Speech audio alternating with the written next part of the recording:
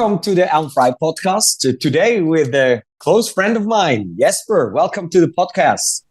Thanks a lot, Alan. Thanks for having me. So I wanted to have the interview with you because I'm doing all the domains through you, and you are one of the people, probably at least in Europe or maybe around the world, who knows the most about domains. You've been in the field for ages. And just to do a short recap, so you're from Denmark. Correct. Then I asked you, what education did you do? And you answered with the School of Life, and we keep it at that, School of Life. And then you were in several companies. You were also a partner in an Italian fashion brand. Then in sales and marketing. In 2011, you started BRANDIT. Then you guys merged BRANDIT to Abion. And so you've been into brands and domains all your life. But before we go into companies and everything, first of all, what was the most expensive domain you ever had to buy for a client? Oh, good question. The most expensive domain that I had to buy was actually 6 months ago. Yeah. Believe it or not, but it was for a European startup. Yeah. And we paid 3.6 million. Okay, so what would have been the price like 10 years ago for that domain? What would have been your guess? That domain would 10 years ago be between 5 and 700,000 at that point in time. Which is crazy, right? So the whole domain thing is growing like crazy still, and we will talk about the industry and everything. But before, my first question in these interviews is, why do you do what you do? Because I love it, first and foremost. I think that's a key thing. I've been growing up in this space, been in the industry, online industry since 1997. And for me, to see the whole development going from working in one of the first companies in the world doing search engine optimization back in 97 into the domain name world, look at the development from people like, we're not sure about domain names, about the online thing and what we can use it for, and see today that the most growth in almost every company is via the online channels, social media, etc. So I think that development is one of them. And then I'm an entrepreneur by heart, and I love to talk to people about things that are making a difference for them. And domain names is like real estate. It's truly making a difference for companies. When I travel around the world, basically I see the impact of my work because I see the domain names that I'm helping companies to acquire everywhere in billboards and TV commercials, etc. A short word from our sponsors. Unfortunately, we don't have a sponsor yet, so we sponsor ourselves. So if you're interested to become part of the Alan Fry company, you can now buy shares of the Alan Fry company super easy. Just go to alanfry.com/investor and you will find all the information to become part of the Alan Fry company. When we jump into, your business, take us to the very, very beginning. We known each other for a very long time, and I knew you when you started BRANDIT before it turned to Abion, and we'll talk about Abion afterwards. How did you start with it? Like the very, very beginning. You were also working in other companies, but when did you see like, okay, this is something that's really interesting? So the truth that not many people know, but now I guess it will be out there. I was working in the corporate industry, and I was working as a sales director for today a competitor. And for many, many years, I wanted to actually start my own company. But I was actually caught in what I called the life prison. I was making really good money in that corporate company. I was having my nice apartment, my nice cars, my nice holidays. But I always wanted to start on my own. But I was making too much money to say goodbye to that life. Yeah. What saved me was basically a really, really bad investment into properties, so-called geared investment. So for 1.5 years, I was not sure if I was bankrupt or not. And I had to pay a lot of money to the bank just to keep my investment floating. After settling and negotiating with the bank and getting out of that, with no money left, I paid everything I had to the bank back then. I said to my partner back then, I told her, listen here, now we've been living on a stone for 1.5 years. Now it's time to fulfill my dream and go for it. Yeah. So when you're at the rock bottom financially. Exactly. So that's where, I still had my good friends. They were still taking good care of me, gave me some wine when I couldn't afford wine, and we had good times. And that was the time for me to say, okay, now we do it. And then on the only promise that I will not put the family on the risk again. Yeah. And then I got the money into for 12 months, make it or break it. And then moved from Denmark to Switzerland, start my business up in Switzerland because I love skiing, I love Italy, and because there's a lot of IP assets in Switzerland. So 12 months to make it or break it. And that was how I started. How did you start then? Was it just by yourself or was it with somebody else? Your life partner was working at the time with you. So how, at the very, very beginning, because people are often afraid to start their companies, and you had just a very bad investment, so no money, and then you got some money and you decided, okay, I will start. How did that start? So the first employee was my wife back in the days, now my ex-wife. She came from the industry as well. So it was the two of us, and then my best tool was this little fella here. Now I have my phone.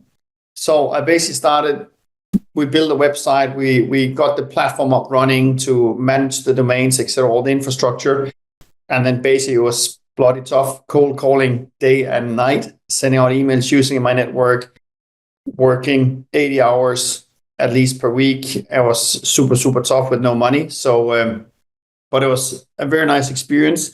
And we started seeing the first traction after 3 weeks. We got some clients in, and then after 8 months, we went break even. So that was the big breakthrough. But basically very, very simple, just a startup grind. What did you do in the very beginning? Was it always IP, or was it in the beginning just, domain just trading domain and names. buying? So domain names. So you bought domains for other companies. And, if somebody would have said, you can do a business out of that. The thing is, most of the domains, they're like all these GoDaddies and whatever they're called. And you can buy them for now $7 a year. And then you come and say, I do it a little bit differently. What did you do differently? Because you could buy a domain back in the days for $20 per year, right? Yeah, correct. So what we did is we created so-called managed service. So we provided strategy and management against domain names. So when you came as a company and say, listen here, I would like to buy these domain names, I would first and foremost ask, what are the domain names for? What markets? Where are you going?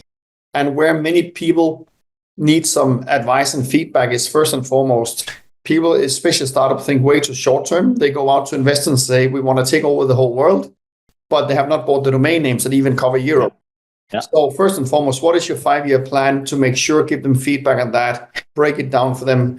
And then at the same time, also make sure that they're not infringing any trademarks. So back then, we were not doing any trademarks that we do now.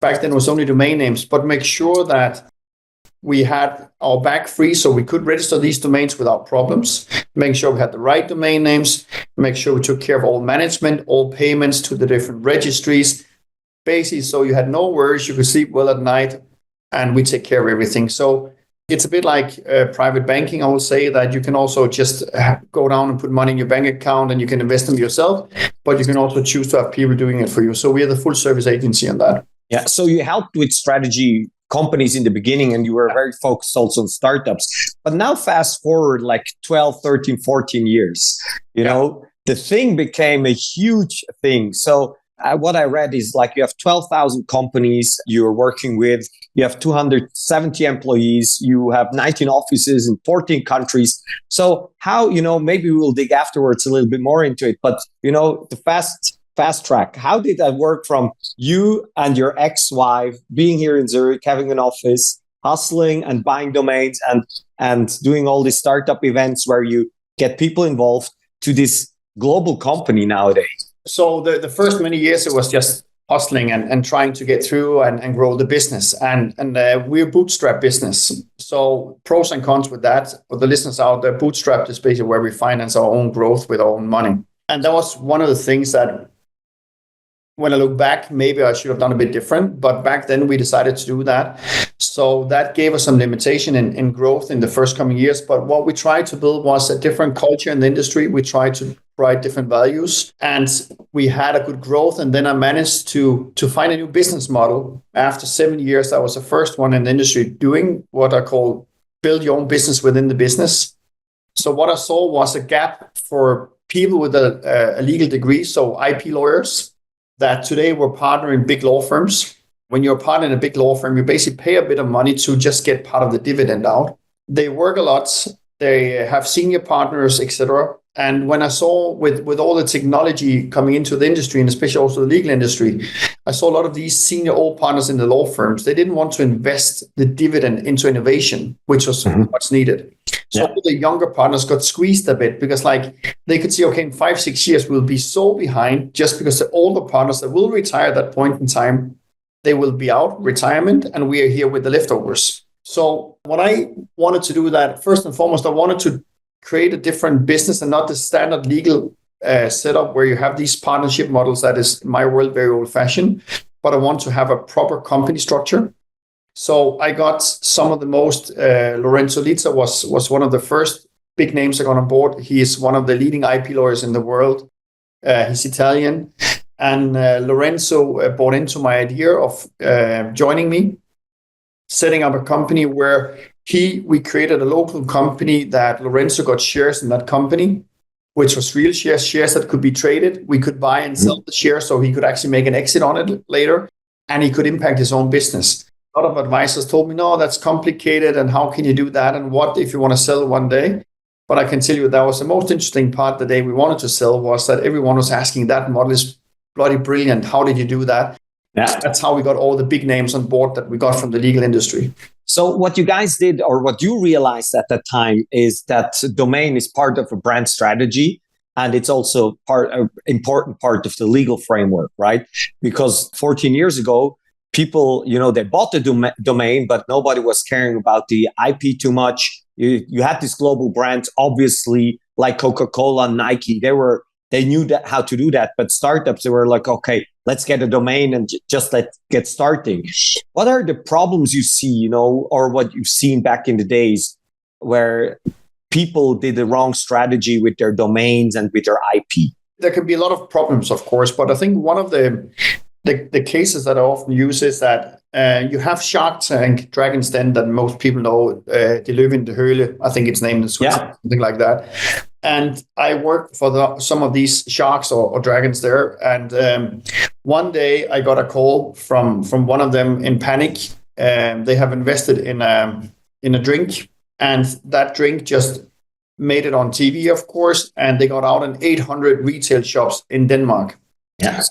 And they had a great name, they had a domain name, but they didn't have any IP or any trademarks. And they got a call from a German lawyer saying, that's our brand name, you're not allowed to use that. So straight after investment, 1 month after being on television, just got into 800 shops. They were told to go out, take all the cans down, rename them, repositioning everything, and they'll be dead and over. Yeah. We managed to negotiate a settlement agreement so they could keep the name in Denmark and they could stay in the shops. But that is just one example. Yeah. So that is one of the mistakes. And also, as you are an investor now and in different companies, you also know as an investor, one of the first things you're asking about is like, what about your brand name? Have you secured your brand name? Have you secured your IP? And the thing is that when we look, if we go back in the 70s, Forbes 500 companies were most tangible assets. So it means a phone, a car, something you could feel. Today, 80% of Forbes 500 is intangible assets, meaning Uber. Uber don't own a car themselves. They have a software, they have a platform. But I could basically also build a software and a platform competing, but they've created such a strong brand and a name. And that's IP. So the value in that is IP. So I think that's what startups especially need to focus on is like, okay, what do I want to build? How do I secure my assets? How to secure the value that I want investors to buy into? There's a lot of mistakes. I don't like to scare people, but it's more being proactive and think, what can I do to actually be where I want to be? Also, one of the things that investors are always telling me is like, we are the ones, especially for startups. If there are problems, we know who will have to pay the invoice, and that's us. Yeah. And we don't like that. So that's why it's always one of the first questions they're asking. What about your domain names? What about your trademarks? So let's dig into that. We were talking about startups. Both of us love startups. And there's a startup, you don't have that much money in the beginning, or someday they do have a lot of money, but you get a great domain name, you find something. How do you proceed? What do you do? So there are many ways to proceed. I think the key thing is to understand yourself with your business. Where are you right now? Where do you want to be in 3 years? Yes. And then before you fall in love with a name, you always have different names you're looking at. So before you're falling in love, let's be actually pragmatic and actually look at what's best for the business. Yeah. So the cheapest way to do it is to go in and search for that brand name to see if the domains are available. And where do you search that?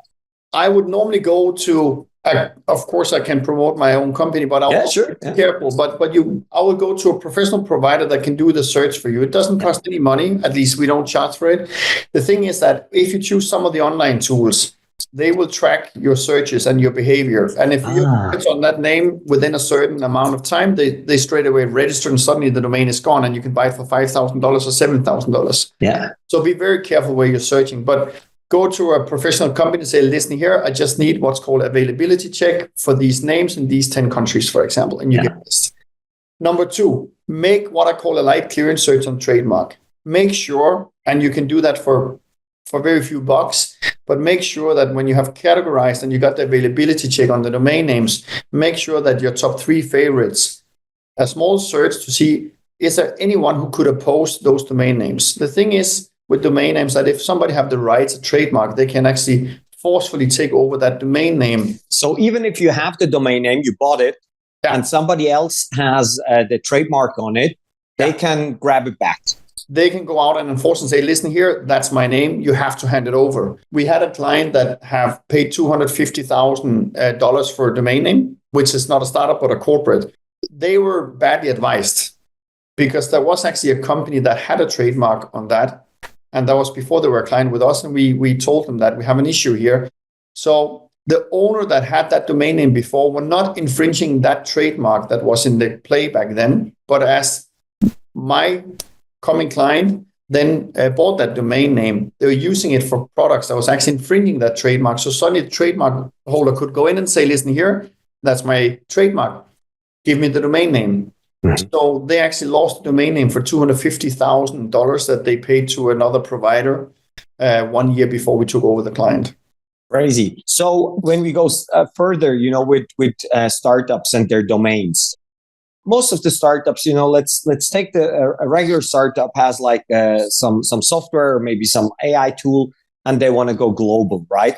Yeah. So when I had the discussion with some of your employees, they told me if you want to have like this full scale trademark like Coca-Cola, this will cost you up to $1 million.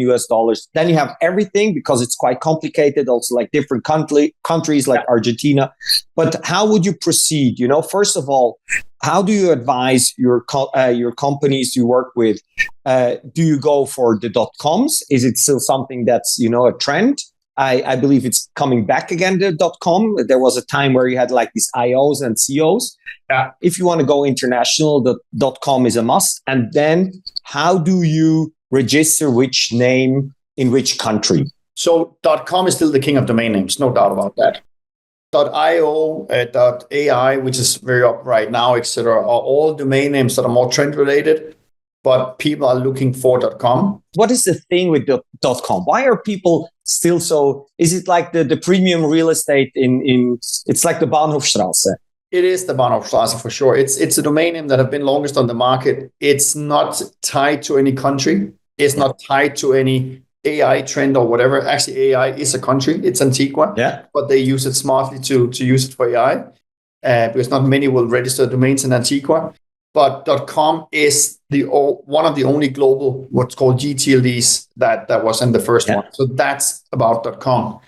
That's also where people have most trust. When you have a .com, you have something, right? Then you can say, especially during COVID, there was not a new trend, but something that really sparked the user behavior. The local domain names .ch for Switzerland, .de for Germany, .dk for Denmark, they are way more important now than they were back in 19. And during COVID, we saw fraud increasing with 63%.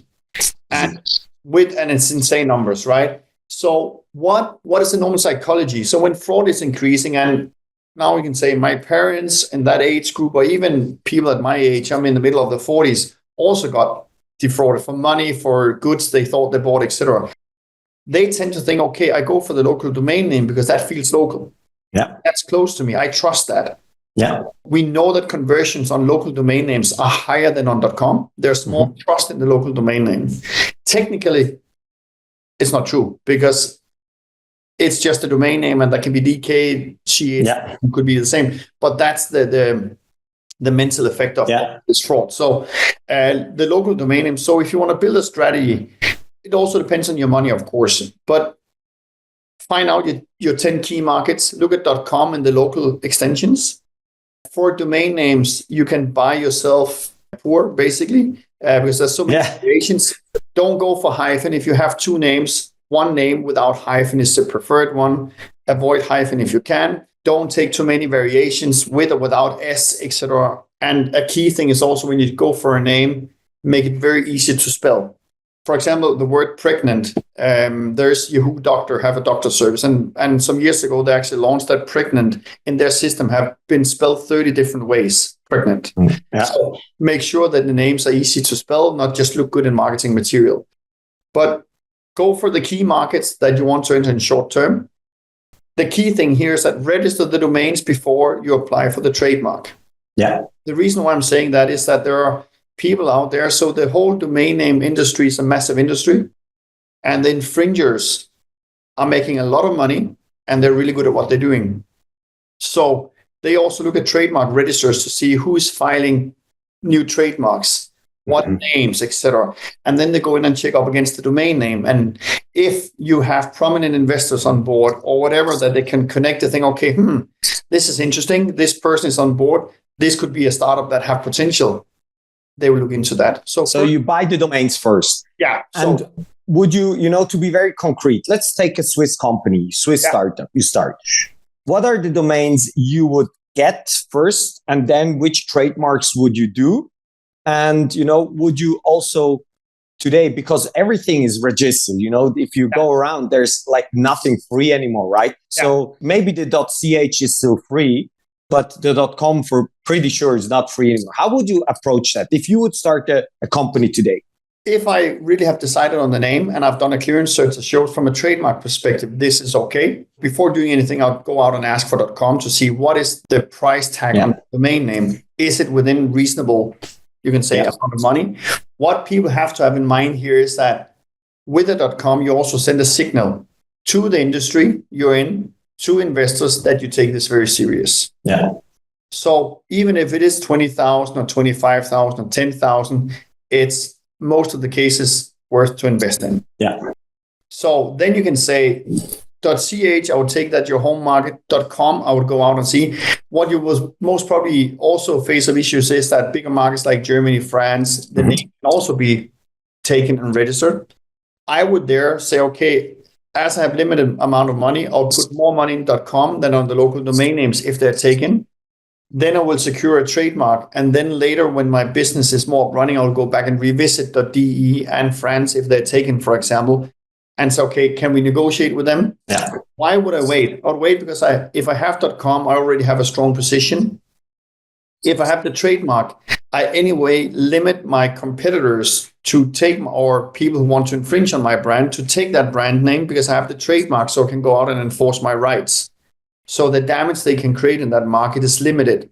And of course, I would like to buy it if needed, but I can also live with it. And then, so let's move over to the trademark side, because there are so many things floating around that people don't know about trademarks, right?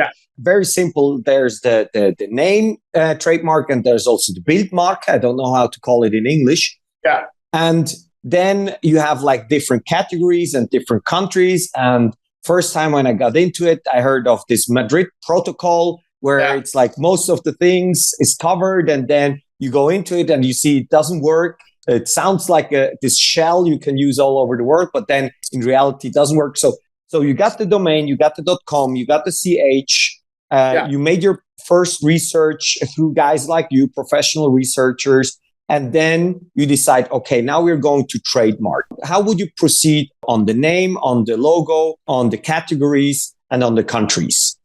As you said, there's a word mark and a logo mark. And the word mark is the strongest protection you can have. Can you leave the logo mark away if you have the word mark? Yeah, you can basically do that. So unless you say that your logo is so strong and you want your logo to be on a t-shirt without the name because the logo itself stands out, then you need to protect the logo. But again, everything is also about money. And when you are a startup, or even if you're more established, you still have to choose your battles and where do you want to go. It's a matter of giving you opportunities and limit risk, basically. Yeah.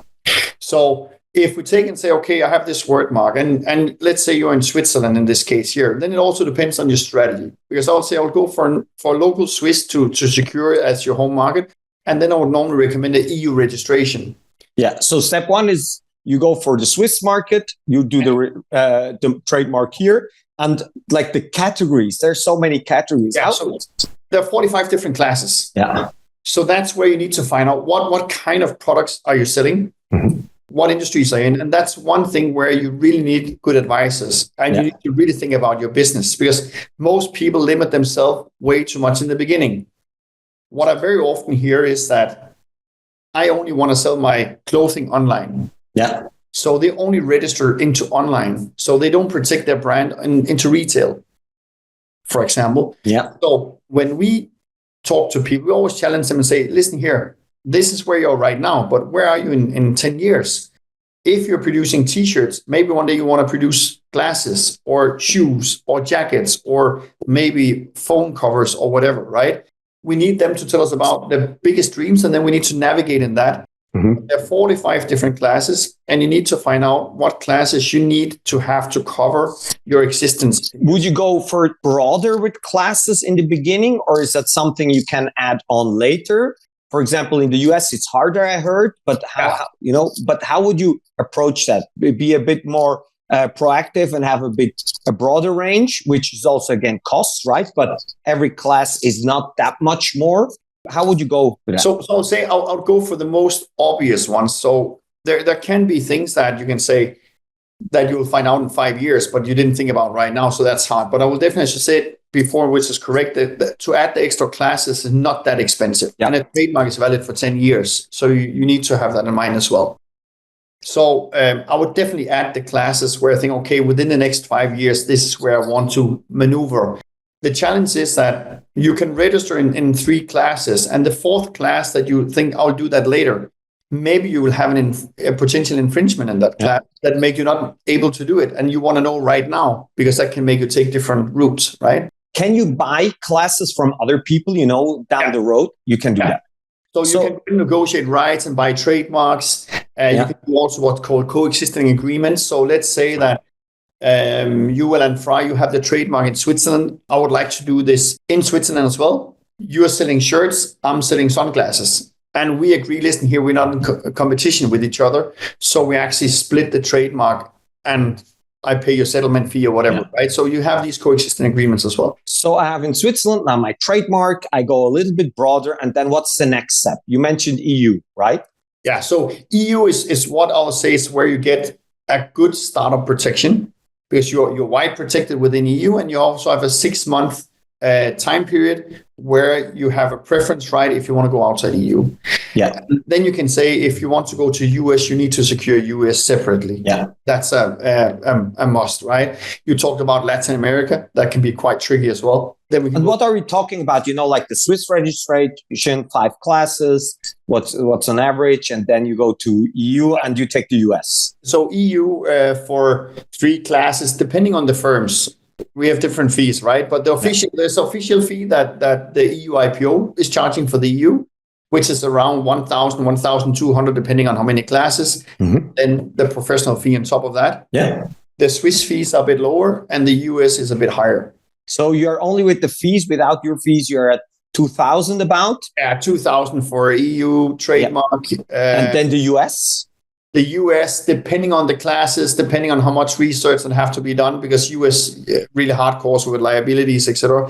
But US, you can be between 2,500 to 4,000, depending again on what you choose. Yeah. And if we take the most expensive, if we go to the Middle East, for example, Middle East is really expensive. It's a bit different pricing around the world. So if you're EU, then Norway, for example, is not part of it, right? No, Switzerland is not part of it. So it's just the UK is not part of it. So it's just the European Union. Yeah. So this is one thing. And what is, this thing floating around with the Madrid thing? Where, when you Google first results you get is the Madrid thing. And then I also had in mind, why don't we do the Madrid thing, right? So let's do that one. So there's WIPO Madrid, the different protocols that give you different sort of protections. But you need to also take into consideration, does it protect you in that market where you really need protection, etc.? Is it the right for your product? And so on. There's always exceptions in this. So that's why it's really hard as a private person, because you can, as a private person, register your own trademark. Mm-hmm. You don't need a professional to do it. You can do it yourself. Yeah. But like with the domain name, but there's just that risk. And the risk is that you register wrongly, so it's useless for you, that you're paying too much because you take classes you don't need or countries, etc. So that's exactly why it's so important to find out what is exactly your strategy. Yeah. How should we prioritize when you're launching? Because when you're a startup, the big advantage seen from my side with an EU trademark is that you have 6 months to see improvement in your business. So before going outside EU and register outside, as you have the preference here, then EU could be very good. Unless I'm only solely focused on US. But what is this Madrid thing protocol exactly? Is it just a shell with a couple of countries in it? Because you mentioned go Switzerland, go EU, maybe take Great Britain and the US. Yeah. But when you Google the Madrid thing, you have so many countries in it. What's the difference? What's that exactly all about? With an EU trademark, you have all the EU countries covered. Yeah. But you can still go into the national countries to cover even more if you want more local protection. Yeah. The Madrid protocol is a protocol of different markets that are included in that registration that give you a certain security in those markets that are included in the Madrid protocol. Yeah. But again, it have exceptions. So the Madrid protocol could be interesting for some registrations and others not. And you cannot, what I heard is you cannot just take the whole Madrid protocol. You need to pay in each country. So it's also quite expensive, right? Yeah, correct. So what is it all about, with these international trademarks in Geneva? There's also this possibility where you can trademark an international one in Geneva, which also would make sense for me. Okay, why not do the international one in Geneva? You can go for a WIPO registration in Geneva. But again, different jurisdictions is covered under that, like the Madrid protocol. So again, it's a bit like when you go for insurance with a car, what do you want to have? And different insurance companies have different, you can say, systems and different protection levels. Different systems that are designed for different protection mechanisms. So WIPO, we do some WIPO. We do a lot. We have more than 100,000 trademarks under management, so we do a lot of these kind, right? But again, no company is the same. So, do you go for a WIPO? Do you use the Madrid protocol? Do you use a single application? Mm-hmm. What are you going for, right? Yeah, and this is also always in discussion with you guys what the plans are for the company, right? Yeah, because you need to make something that is cost effective. You make something that will also give you flexibility. And also protect the growth strategy. So for me, as a startup, as an investor as well, it's always like when you create that strategy, you can go out and blow 1 million if you want, and then you're registered and covered worldwide. But we also know that the business can also be exploded within 6 months. Let's talk about that one. When you're on the edge to exploding and you see, oh my God, this is going through the roof. I'm protecting Switzerland, EU, Great Britain, US. How would you approach, this global approach without being Coca-Cola or Nike? How would you then proceed on the one hand side? And on the other hand, are you then also expanding your classes, or how do you approach that? So the classes will only expand in case of you having more products and services. Yeah. Otherwise, you wouldn't do that. No, correct. And then you can say from the countries, it all depends on what revenue do you expect to have there. Yeah. Is it worth for your business? Do you have 20,000 revenue in that country? Maybe not worth it right now. Do you have the domain name, for example? And so, okay, we have the domain name. As long as the domain name has not infringed any third party at registration point in time, it's not a problem. You will keep it. So we see very often in markets with small revenue or where you just entered, people just take the domain name. That's cheap. You can do the business there, but you don't have the trademark. And then later on, when they see that the business is growing, then approach with a trademark. Yeah. And even with like Coca-Cola or similar big companies, because we're working for some of the biggest brands in the world as well, they always have priorities in protection and how much money they spend both to register, how many variations of the brand do they register as trademarks, logos, et cetera. Do countries also protect brands when they see, let's take, for example, Uber that was growing like crazy, or let's take another one like OpenAI, right? OpenAI growing like crazy. and they're in all these different markets. How do these guys approach, because you also have some time lag, right, for the registration, and if you want to go to China as OpenAI, probably, you have also competitors with DeepSeek. How does that work, if you scale it up then worldwide, very concrete? Very, very good question. And the answer is not simple, because you can say you have a brand that is growing, and in some countries it's not a problem. And then you suddenly bump into a region where there are other people with the same trademark. Yeah. And then you need to, how can I solve that? Right now, they have a trademark. I cannot register mine. So do we go for a different brand name in that region? Do we live without a trademark and just have the domain names? But then again, we need to be careful. Do we have domain names outside that region where you can buy the products from or whatever? Or do we go in and try to negotiate and buy the trademarks, as we talked about a bit earlier, or go for a coexisting agreement, et cetera, et cetera? Is it also a strategy, in these countries, for example, then to trademark, like, let's take Uber. You do uber.com, where you just add the domain to it, which would make it easier then? There was actually booking.com was the first domain name who was registered as a trademark. Yeah. And that was around 2 years, 1.5 years ago. Yeah. And that's quite interesting to see how that will go, because normally with trademarks, you're not allowed to register generic terms. Yeah, exactly. Right. And booking is definitely generic. Yeah. But booking.com as such is different. So you can say that the whole thing about trademarks is that as the world is moving so fast right now, the regulation and legislation is not really following the development in many ways. Another thing, you can also say you registered a trademark for 10 years. I know a lot of startups, they don't need a trademark for 10 years. They have a lifespan of the product of 3 years, and they invent another product and a new name. Yeah. So it's a bit at the moment, things are moving so fast. So let's see where we're going. But Booking.com was a very interesting example. There have not really been many other stories since then, but that's definitely one. Yeah. But to answer your question, there's a reason why big corporates have so many people in the legal department. Yeah. Because they have to protect their assets. They have to be strategic about it. They also have to maybe register just to close the door for others competitors to go into that region, even though so what is the strategic rationale? One thing that happened to me, for example, when I saw ecommerce.com being sold for a couple of million, I thought, like, what's the next, e-commerce trend? And then I bought whatsappcommerce.com. Yeah. And I just had the domain, and then it got taken away from me from WhatsApp, right? Yeah. So if we turn it around, now we were talking about the positive sides, but me being a business guy, I also have other maybe not so honorable things in mind. For example, like, let's take Kim Kardashian, right? She's in the US. And she's planning to go to Europe.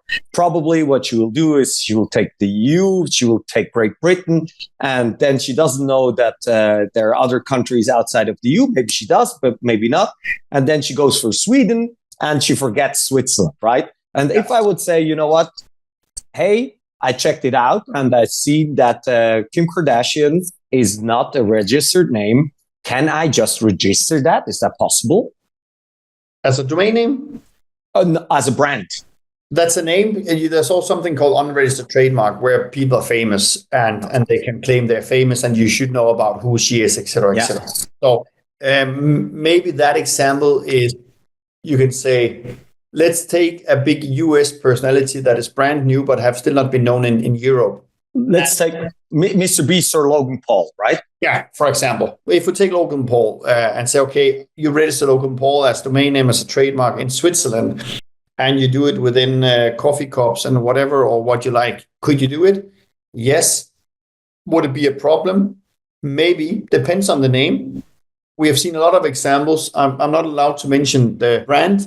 There was a certain person in Norway that was so smart. So this person looked into US and saying, what companies are growing quite fast? Yeah, exactly. Yeah. And that person registered these brand names in Norway as domain names, not as trademarks, but as domain names. It ended up that these 5 different brands that he was basically infringing, they had to buy the domain names off him, as they didn't have a trademark in Norway. And as he was not infringing their rights at the point of registration in Norway, they had no legal grounds to take them legally, so they had to buy it. And that's why there's this big legal industry. So I can tell you that the biggest domain infringer I'm aware of have around 2 million domains in his portfolio. Yeah. They just scan the market. They see this thing is going through the roof. So let's register that strong growing name. Now let's move quickly to the social media accounts, right? That happens often as well. You know, like you have like a brand name growing, and then somebody gets the Instagram.com/brand name or the X or TikTok account. Does the same apply there, or is that a different thing? Is it much harder to get a social media handle than a domain name and a trademark? Social media handles are quite difficult because domain names have a domain name for each country. Yeah. A social media handle have one name per social media handle. That is per se very hard to get. To enforce it is quite simple.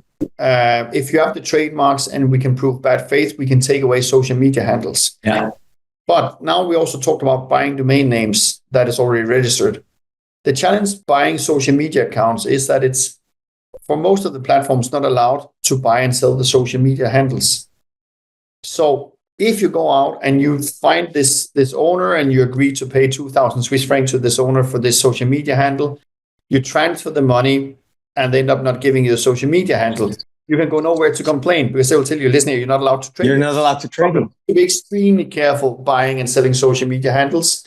And it's something we often get the request. And I always tell the clients, it's on your own risk. We can facilitate a contact, but if you decide to proceed, you have no legal framework that protects you. Man, this is so interesting. And I think people are just not aware of it. And I'm very happy, to have work with you guys, having these services and giving clear guidance how to proceed in this shark tank of domains and trademarks. So let's switch gears a little bit and, let's come back to your company and you yourself.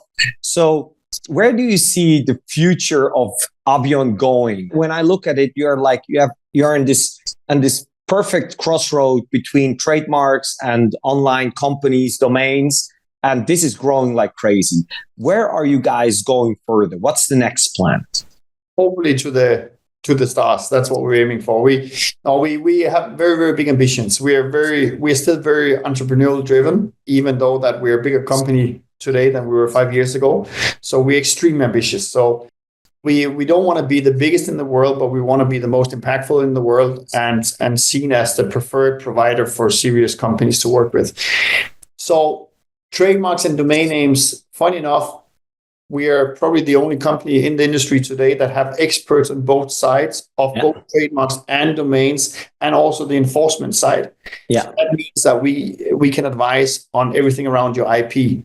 And funny enough, we're still the single provider, to my knowledge, in the industry. Yeah. We can do that today. Yeah. I guess we'll have more competition there in the future, but it's also a matter of attracting the right people because, yes, we have AI, etc., but still, top lawyers, you still need to have in person, and it's still very much a person's business we're driving. Yeah. So what we can see now is that we are adding more layers, as normally if we look into our buyers are normally the head of legal or the owners of startups, etc. But if you take bigger companies, it's legal who are buying the product from us. Yeah. Both domain names and trademarks, because it's a strategic, important product.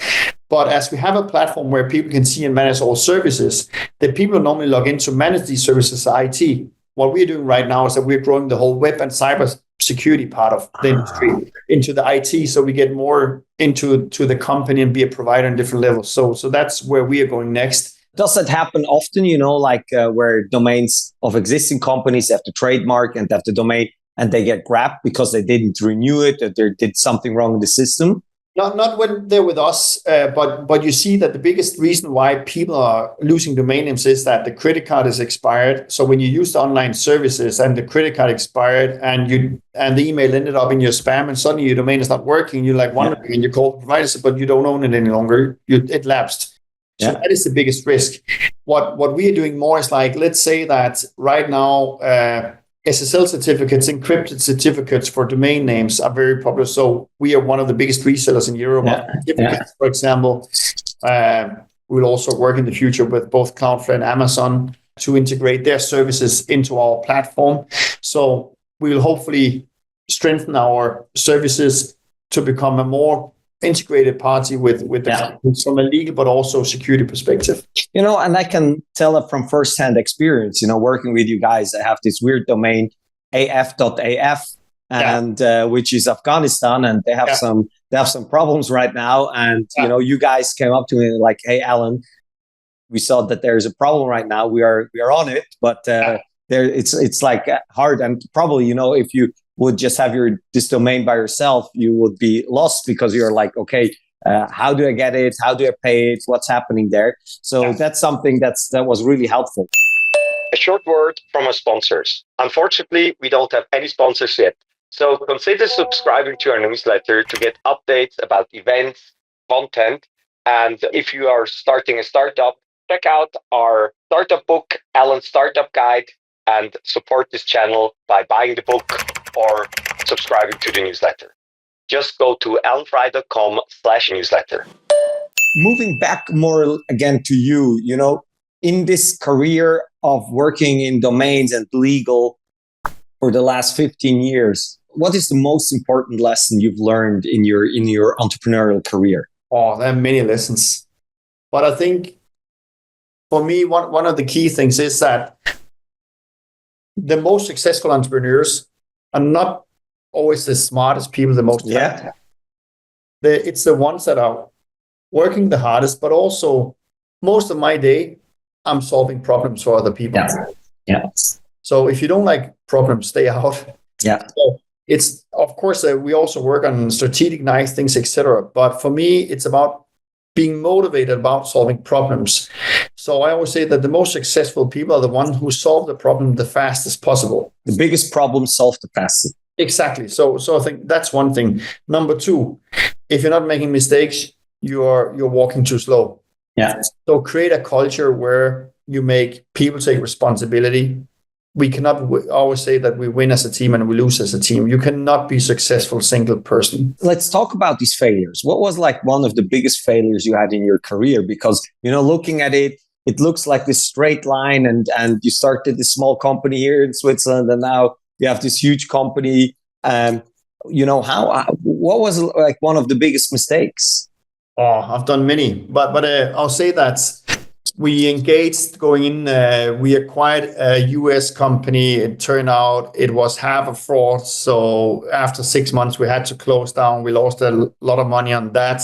I started a company with two lawyers back in the days that turned out that they were basically just waiting for us to grow their business. And then they were pulling the plug on us illegally, but they've made sure that all the contractual work was set up so we could not come after them as a person, only after the company. So I think that I have made mistakes for 2 to 3 million Swiss francs that I lost over the last 10 years. But I have never regretted anything I've done because I did the right thing in that moment. Yeah. And the key thing is I learned from my mistakes. So when people ask me, don't you regret it? You lost a lot of money. I said, why should I regret it? Because for every mistake I'm making, I'm one step closer to success because I'm learning every time. And again, I prefer to do 3 mistakes and no mistakes because if I do no mistakes, I'm not moving fast enough. Failure is a massive part of being successful. So there are many, and I've done some big ones. I think for me, the biggest failure from a business perspective have been to listen to people without knowledge from your industry, telling you how to drive your business and look at what your competitors are doing, etc. And for me, I learned that, yes, I can look at competitors, but competitors will not fear me if I'm looking at them because I'll do exactly what they're doing, but I'll do it with a delay. Yeah. I need to, if I want to change the industry, I need to bring the change. I need to be the change. And I can do that by following other people's footsteps because I, per default, will always be slower by following the footsteps. Yeah. So, for example, every advisor I talked me against the idea about building your own business within the business idea with these squares. I was the first one in the world who managed to get top legal partners to join a startup like me. Yeah. First one creating that full service experience. So it worked out. If I listened to all the smart people, I've not.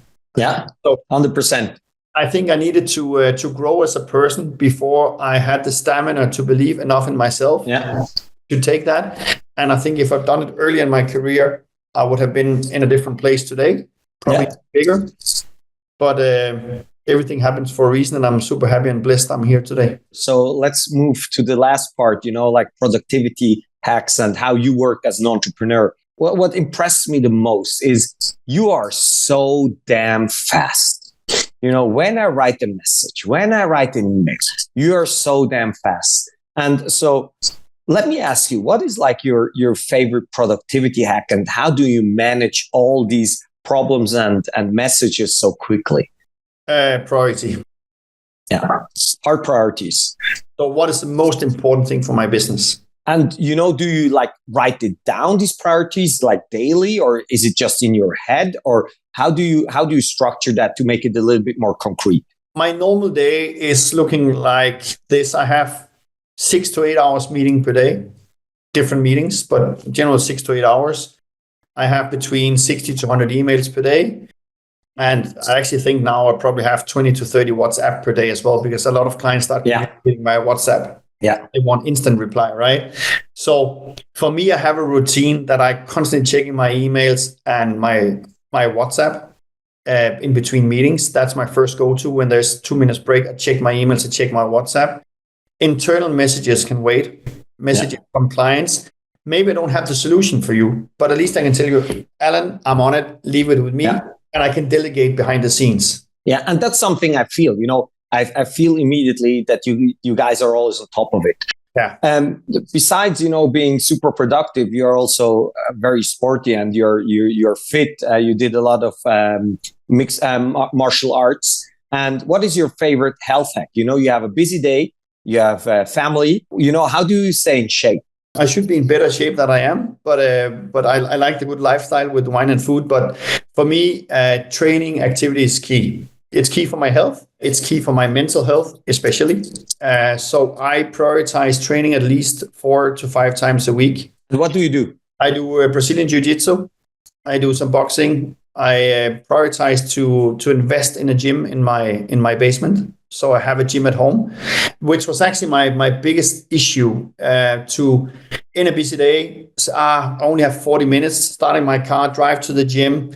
Then I only had 20 minutes before I'm back. So investing in that gym was the best investment for me, because when I have 40 minutes, I can actually just, when I'm home, go down. I have no excuses to do it. Yeah. I'm very disciplined. But for me, and what I tell every people, and interesting, because actually I gave this advice to a former UFC fighter that is a good friend of mine and also a client of mine. He's working on his own startup right now, and he's working constantly. And I asked him the other day, how often do you train now? He said, not so much. I say, listen, you need to. Yeah. Because if you want to be 5% better, you need to train 3 times a week at least. And the key for me is that it doesn't matter what you do, but you need to get into a place where your brain cannot think work, because you're either so hard under pressure from running that you can almost not breathe, like with you and your curling, that you're with teammates that expect something from you. You have to pressure there. You need to be away from work, because if you don't get that space to your brain, you don't get the great ideas. So you need to find, and as an entrepreneur, I'm bad myself. I think 24/7 about my business. So I need to give myself that mental break, and sport is my life hack to get that mental break. What is your favorite book? My favorite book right now is a Danish book by a guy called Ali. I met him 2 years ago, spent all his life in prison, basically, was into gangs and so on.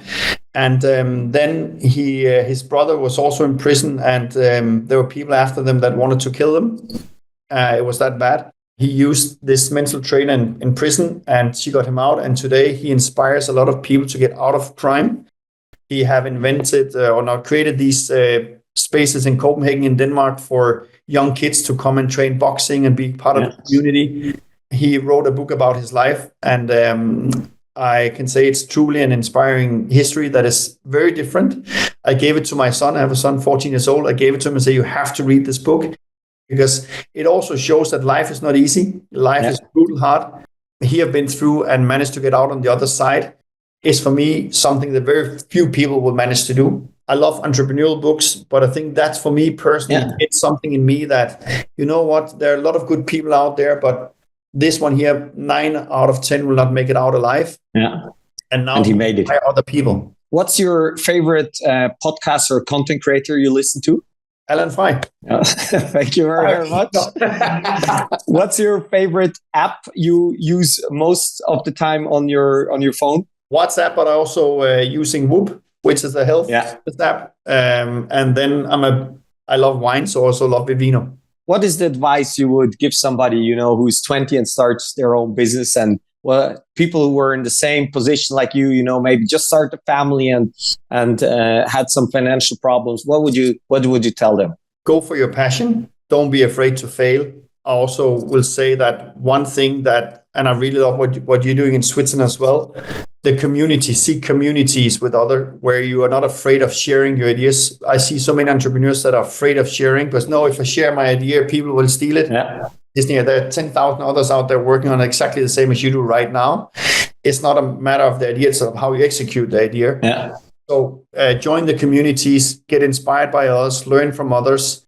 And I think that's something I wish I had when I started, because I could avoid a lot of the mistakes that I've done by learning from others. And man, thank you very, very much. You shared so much value about domains and trademarks. And I think this will put some light on this super important industry, because that's something people are not aware of or feel lost. They can check out Abion. I'm very happy client there. Thanks a lot. Jesper, thank you very much. Bye.